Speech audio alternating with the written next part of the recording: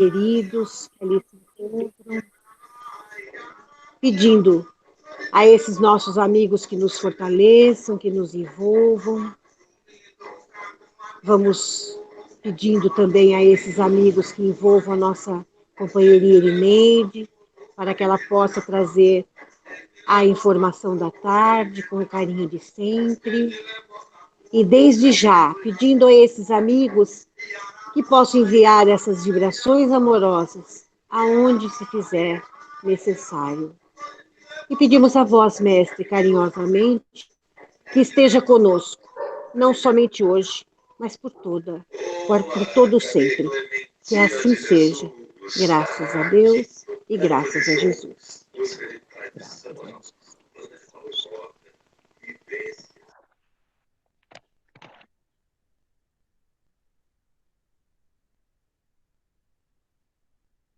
Boa tarde, meus irmãos. Que a paz do Mestre Jesus possa nos envolver, possa nos fazer compreender e ser compreendida pela lição da tarde. E o tema que nos coube hoje, do livro Palavras de Vida Eterna, de Francisco Cândido Xavier, pelo Espírito de Emmanuel, é o item 89, Inesquecível Advertência. E ele começa assim: que te importa a ti? Segue-me tu, Jesus. Isso está em João, capítulo 21, versículo 22, né? Aí nós fomos até a Bíblia de Jerusalém para saber o contexto deste versículo dentro da temática que está trazendo para a gente hoje, que Emmanuel nos traz para a gente. Que te importa a ti? Segue-me tu. Então, essa passagem de João, ela se dá quando Jesus, depois de crucificado, depois que ele já havia partido, ele aparece a seus discípulos à margem do rio do lago de Tiberíades, onde tinham ido pescar. Vários dos seus discípulos estavam numa canoa pescando. E já estavam voltando com a rede totalmente vazia, né? E eles olham para a praia, para a beira da praia, e eles veem um vulto. E um dos amigos fala assim, olha, é o Senhor que está ali. Mas como o Senhor está ali se ele havia partido? E todos eles reconhecem Jesus à beira desse rio, né? E aí Jesus pergunta para ele, não conseguiram pescar nenhum peixe? Joga a rede para o lado direito. E quando eles jogam a rede para o lado direito, quase que eles não conseguem mais tirar a rede de tanto peixe que havia, né? Então, nessa passagem, Emmanuel comenta para a gente que quando nós vemos essas passagens de Jesus, a gente tem que observar, inclusive, nas entrelinhas, né? E ele nos diz o seguinte, que nós vamos observando... Peraí, vamos lá. Eu já estava começando o comentário antes de ler o texto. Vamos ler o texto, assim, se todo mundo tiver o livro, pode acompanhar. Viste, sim, as desilusões com que não contávamos.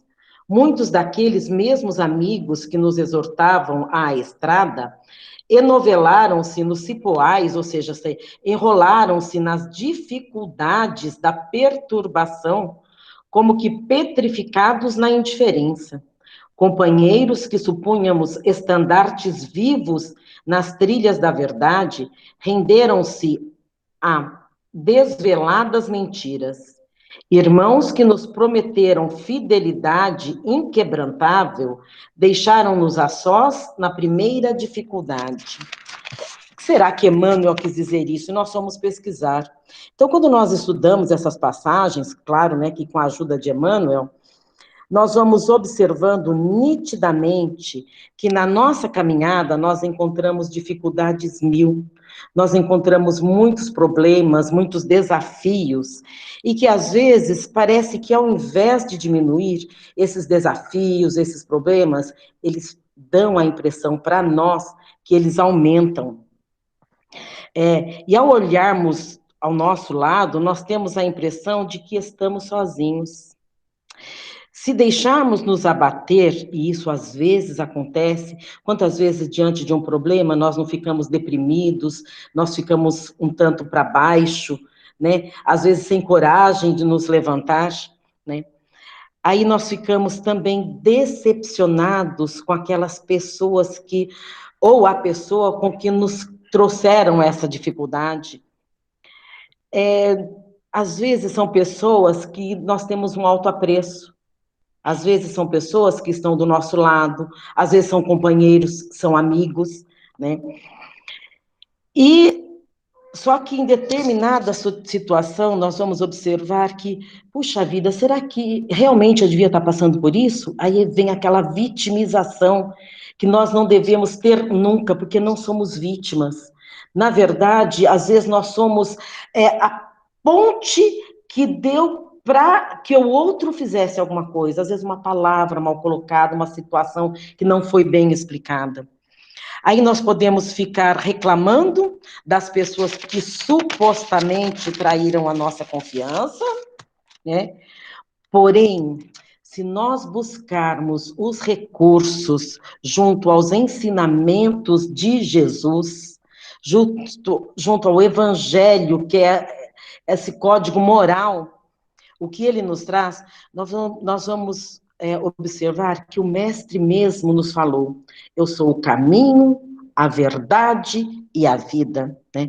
Ou seja, sem o Mestre, sem os seus ensinamentos, não conseguiremos progredir e não vamos chegar nunca à tão sonhada perfeição dos espíritos puros. Olha que coisa. Então, nós temos aí um legado que o Mestre nos deixou, que nós temos que ter à mão, nós temos que ter como o nosso remédio diário, como diz doutor Isaías, e a gente sempre lembra com muito carinho dele, né, que o Evangelho é a nossa farmácia, é onde nós vamos encontrar a medicação que nós estamos precisando para o nosso dia a dia. E quando nós falamos de decepção com as pessoas, como a gente viu lá atrás, decepção vem assim, desiludido, desengano. Então, muitas vezes, a decepção, ela é causada por uma surpresa desagradável, né? Ou quando as nossas expectativas que a gente coloca no outro, elas nos decepcionam, né? Elas nos alcançam. Isso quer dizer que às vezes nós colocamos uma expectativa muito grande no outro e o outro não corresponde à nossa expectativa. Mas aí a culpa é do outro? Não. O outro nem imaginava que que nós íamos colocar toda essa responsabilidade nas costas dele, não é? E aí Emmanuel continua assim: parentes que nos deviam proteção e respeito bandearam-se para campos de sombra e vício, hostilizando-nos o ideal, e multiplicaram-se tropeços para que a nossa caminhada se obstrua, ou seja, para que a nossa caminhada se feche. Converteram-se estímulos em sarcasmos, em ironias, que nos dava esperança. Quem nos dava esperança fornece negação. Quem ontem nos ajudava, hoje nos desajuda, né? Desse modo, se abraçarmos estes ensinamentos de coração, se nós abraçarmos estes ensinamentos do Mestre com sentimento, isso vai nos ajudar a avançar para uma vida melhor, confiantes. Caminhar com Jesus é servir ao próximo. Então, se nós esquecermos um pouco de nós, das nossas dificuldades, dos nossos problemas, e olhar para o outro e ver que o outro também tem talvez as mesmas dificuldades, ou talvez piores dificuldades, muitos problemas, nós vamos ver que de repente o nosso problema vai ficando pequeno, né? Com Jesus é servir ao próximo sem distinção, é esquecer as ofensas, é esquecer aquilo de negativo que nos fizeram, é estar se renovando diariamente para o bem de todos, pois o trabalho construtivo de nós mesmos é uma obrigação nossa, né? E ajudar os outros é um crescimento da alma. Olha que interessante. O trabalho de burilamento, o trabalho, a nossa vamos dizer assim, reforma íntima, a nossa mudança interna, é um dever nosso. É nossa responsabilidade. Agora, eu gostei muito dessa frase. E ajudar os outros é um crescimento da alma. Então, nós vamos galgando um caminho, um degrau a mais, nós vamos subindo mais nessa escala evolutiva, quando nós paramos de olhar somente para nós, para o nosso umbigo, e olharmos que o outro também tem dificuldades e que precisa de ajuda. Todos aqueles que se dizem cristãos e não seguem o caminho do Mestre, não seguem o caminho de Jesus, não conseguem uma elevação espiritual. Logo, por sua própria incúria, logo, por sua própria cura, por sua própria culpa, por sua própria responsabilidade, ficam parados, estagnados, paralisados. Nós sabemos que a doutrina espírita, essa doutrina de esperança, de amor, de confiança, ela nos ensina que nós não regredimos, mas nós podemos perder uma existência se nós não trabalharmos essa nossa modificação interna, se nós não fizermos a caridade, se nós não trabalharmos e não praticarmos a caridade, não é? E Emmanuel, na sua sabedoria, continua nos dizendo assim: mãos que nos atiravam flores de aplauso, fazem agora chover sobre nós as farpas da incompreensão. Sozinhos, sim. Muita vez encontrar-nos-emos desse modo, entre a expectativa e a solidão. Nosso primeiro impulso é o de reclamar naquilo que supomos nosso direito. Contudo, buscando a palavra do Evangelho, surpreendemos a inesquecível advertência do Senhor. Que te importa a ti? Segue-me tu. Então, o nosso primeiro impulso, quando alguma coisa nos acontece, é a gente reclamar, blasfemar, né? Mas a gente se acha no direito de estar reclamando, Emmanuel está nos dizendo. Mas se nós buscarmos os ensinamentos de Jesus, e a gente ainda está vendo por quê, que te importa a ti? Segue-me tu, né? Ou seja, que importa o que os outros estão falando? Segue você a mim, não é? E aí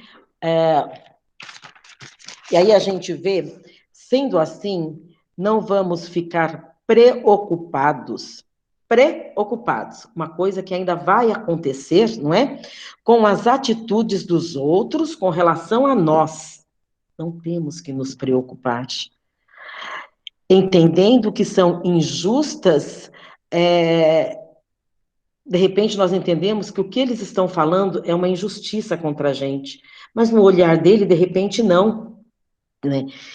Eles estão na mesma caminhada que a nossa, estamos todos na mesma caminhada evolutiva, ou seja, temos que procurar sempre ver o lado bom do outro, e na maioria das vezes nós, com o dedo em riste, apontamos sempre a parte negativa do outro, não é? Quantas vezes nós, da mesma forma, já agimos como eles? Talvez hoje não, diante do conhecimento, dos estudos, do que nós estamos vendo do Evangelho do Mestre. Mas será que antes de nós abraçarmos esta doutrina, será que nós já fizemos? Ou mesmo dentro dela, quando nós não conseguimos ainda assimilar esses conhecimentos, não é? Portanto, o nosso maior interesse deve ser a nossa renovação interior, o aperfeiçoamento moral do espírito que somos, pois isso é uma atitude de dentro para fora, ou seja, um movimento que só depende de nós, né? E a gente ouve, e às vezes nós não conseguimos fazer isso. Que nem disse a Edna ontem na prece, às vezes nós damos uma escorregada, não é? Mas eu ainda vejo que quando nós damos esta escorregada, nós hoje já temos a consciência de olhar, peraí, eu errei, né? Talvez antigamente, ou algum tempo atrás, nós nem tivéssemos este conhecimento. Por isso que quando Pedro se mostra preocupado com João, o que vai acontecer com ele, Jesus lhe diz: Que importa a ti? Segue-me tu. Então, para concluir, na verdade, não importa o que os outros falam de nós, e sim como vamos receber isto, e devemos sempre nos preocupar com a nossa mudança interior e a nossa consciência. Nós precisamos, sim, prestar contas para a nossa consciência daquilo que nós estamos fazendo, porque ela vai nos cobrar e muito mais tarde, né? E aí eu achei um texto que ele vem muito, muito a calhar, eu peço permissão para ler, é assim: os espíritos nos falam sobre a importância do homem encontrar nele mesmo, suas más condutas e suas tendências inferiores para nelas trabalhar, a fim de colher os frutos da boa vontade, e sua disciplina ante as provações e a responsabilidade enquanto espírito encarnado de progredir moralmente. A evolução demanda caridade com as imperfeições alheias, o que talvez seja o mais difícil hoje em dia, pois vivemos em uma época em que os erros não são perdoados, as mágoas não são esquecidas. Não temos nenhuma responsabilidade com os outros, mas temos o dever de lidar com esta situação em nós da melhor maneira que pudermos, sendo caridosos e buscando, na dúvida, o nosso melhor exemplo, que é Jesus. Se pensarmos como o mestre agiria na situação que estamos enfrentando, a resposta pode ser a solução que nós estamos buscando. Então, em tudo, vamos colocar Jesus no nosso caminho. Vamos colocar Jesus à nossa frente. Vamos colocar Jesus como nosso modelo, como nosso guia, como nosso farol. É a luz que ilumina o nosso caminho, né? E tem uma frase que eu acho, assim, muito importante, que ela é atribuída a Chico Xavier, mas não tenho certeza, mas está lá assim: eu permito a todos serem como quiserem, e a mim como eu devo ser. Os outros sejam, mas eu tenho o dever de ser honesto, de ser probo, de ser consciente e de fazer o melhor de mim para o outro. Então, e é isso que a gente tem que ter em mente, enquanto espíritos que aqui estamos nesta caminhada. Somos todos irmãos, filhos do mesmo Pai, não é? E era essa a mensagem da tarde. Espero que tenha sido assim. Para mim foi uma lição excelente. Tirei, como sempre, de Emmanuel, ensinamentos que às vezes você passa e você dá uma olhada e fala, nossa, esse é para mim. E realmente. Ok? Alguém quer fazer algum comentário? Esther, tô vendo você aí. Só para você, Neide, você pirou, né? Essa lição foi assim. Ela é muito linda mesmo. Ela é muito linda mesmo. Moscoso, tô vendo você. Tá ótimo, minha irmã, tá ótimo. Carapuça serve para muita gente, para mim foi até o talo. Primeiro, como você mesmo diz, é para aquele que está estudando, né? Primeiro é lá, nós somos os primeiros a tomar conhecimento porque necessitamos, com certeza. Não Mais do que tenha nunca dúvida. ouvindo, né? Não tenha dúvidas, não tenha dúvidas, é isso mesmo. Bendita doutrina, nós estamos falando, não é, Irinei? É verdade, a Bendita gente sempre doutrina. comenta isso. Ah, se não fosse. Não sei onde eu estaria. Nem eu. A frase é célebre. É isso aí. Certinho. Moscozinho, eu vou aproveitar a sua alegria, faz a prece final, Moscoso, da vibração. Faço, minha irmã, o maior prazer, Tá querida. bom. Então vamos, convido todos a fechar os olhos e levarmos o nosso pensamento ao Pai amoroso e bom e ao querido Mestre Jesus, a Maria Santíssima, Mãe de Jesus e aos Espíritos superiores, para primeiramente agradecermos a bênção dessa tarde, de ouvirmos a mensagem tão significativa, tão importante, trazida pela nossa irmã Irineide. Que ela nos ajude a viver melhor, a refletirmos a nossa vida, o que estamos fazendo e caminharmos sempre para frente e para o alto. Mas nós queremos, Senhor, aproveitar esses instantes que estamos todos aqui juntos, num só pensamento, voltado para o alto, para o Senhor, para rogarmos, querido Pai, bênçãos de luz, paz, saúde a toda a humanidade, a todos os países, em especial o nosso querido Brasil, a todos os governantes, para que pensem no povo, a todos os doentes acometidos por essa doença, Covid-19, para que tenham saúde, retorne a sua saúde. Aos que estão contaminados, mas que ainda a doença não se manifestou, que não se manifeste. Pedimos, Jesus, licença para vibrarmos por todos os nossos irmãos do Centro Espírita Natalício de Jesus, todos os trabalhadores, voluntários, professores, alunos, gestantes, crianças e carentes, todos que frequentam o Centro Espírita, e também, em particular, toda a nossa família. Pai amoroso e bom, querido e amado Mestre Jesus, esteja conosco hoje e sempre. E encerramos a nossa prece com a prece que o Senhor nos deixou. Pai nosso que estais no céu, santificado seja o vosso nome.